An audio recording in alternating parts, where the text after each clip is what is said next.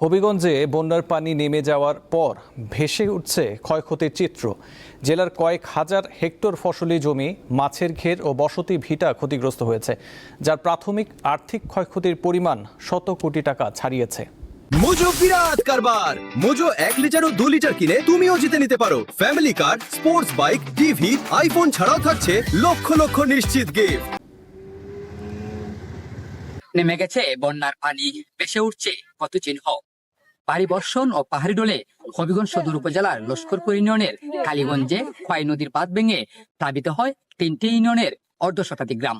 এতে ভেঙে যায় ঘরবাড়ি ও রাস্তাঘাট, পানিতে তলিয়ে যায় ধানের জমি, শাকসবজি ও মাছের ঘের।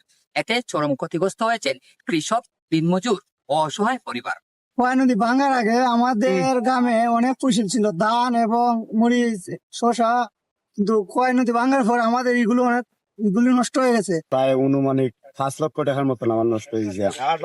যদিও আমরা গরিব মানুষ, ঋণ কইরা কিছু করছিলাম, আমাদের পুরা ফসলটা গেছে গা। আওয়ারের ফসল, কালীগঞ্জের গ্রামের ফসল, লস্করপুরের ইউনিয়নের ফসল আছে, সবটাই গেছে গা। সংশ্লিষ্টরা জানান, ঘরবাড়ি, রাস্তাঘাট, কৃষি ও মৎস্য খাতে জেলায় ক্ষয়ক্ষতির পরিমাণ দাঁড়িয়েছে শত কোটি টাকায়। বন্যার পানিতে তলিয়ে গেছে 1500 হেক্টর ধানের জমি ও শাকসবজির ক্ষেত। এছাড়া পানিতে তলিয়ে যায় 1040টি পুকুর ও জলাশয়। বিভিন্ন এলাকায় ভেঙে গেছে প্রায় 30 কিলোমিটার রাস্তা।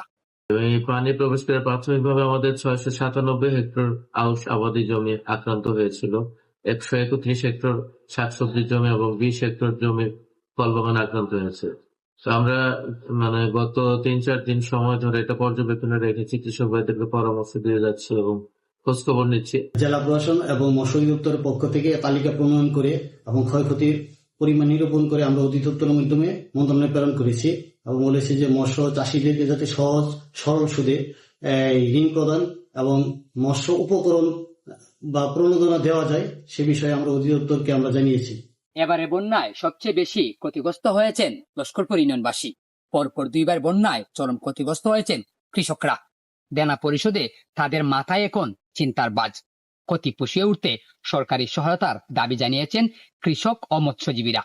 আকলাস আহমেদ প্রিয়, দীপ্ত সংবাদ, হবিগঞ্জ।